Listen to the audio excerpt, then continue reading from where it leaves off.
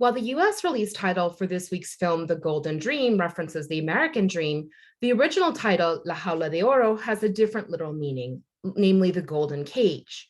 Taken from a corrido by the celebrated norteño band Los Tigres del Norte, it refers to the trap in which unauthorized immigrants find themselves if they manage to cross successfully into the United States and gain prosperity.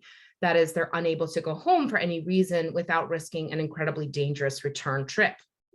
Although this concept informs the film's spirit, the vast majority of its running time focuses not on immigrants already in the United States, but rather those who face incredible perils to try to get there, including abuse by law enforcement, kidnapping, extortion, and sexual exploitation at the hands of organized crime, vigilante violence, and the hazards of the natural environment, and the infamous trains that many Central American migrants hop to travel through Mexico in an effort to evade deportation to their home countries.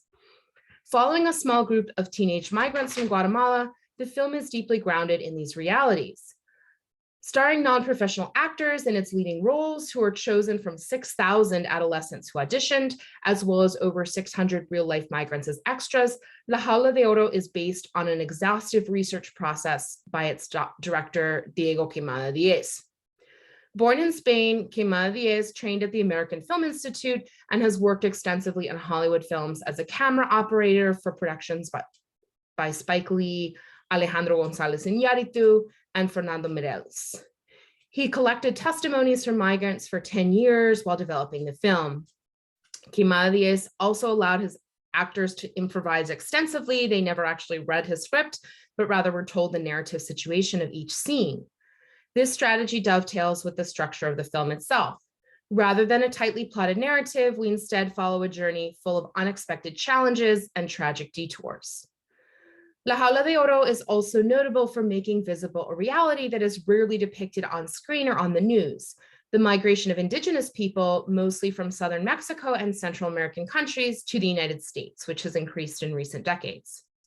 One of the film's main characters is Chauk, who is Tzotzil Mayan and does not speak any Spanish. The actor who plays him, Rodolfo Dominguez, also spoke Tzotzil exclusively before filming began. While we see how Chauk's indigenous identity compounds the discrimination he faces as a migrant, the film also aligns us with the Spanish-speaking characters by subtitling their dialogue, but not his, and even portrays Chauk through the lens of the noble savage stereotype at times. Shot on slightly grainy Super 16mm film, La Jaula de Oro makes use of a widescreen aspect ratio that not only showcases dramatic landscapes, highlighting how the film works as a very grim road movie of a sort, but also allows the viewer to follow the narrative action unfolding throughout the depth of the frame. Both visually beautiful and harrowing, the film sheds light on an experience of migration that, in the US imagination, is often only superficially understood.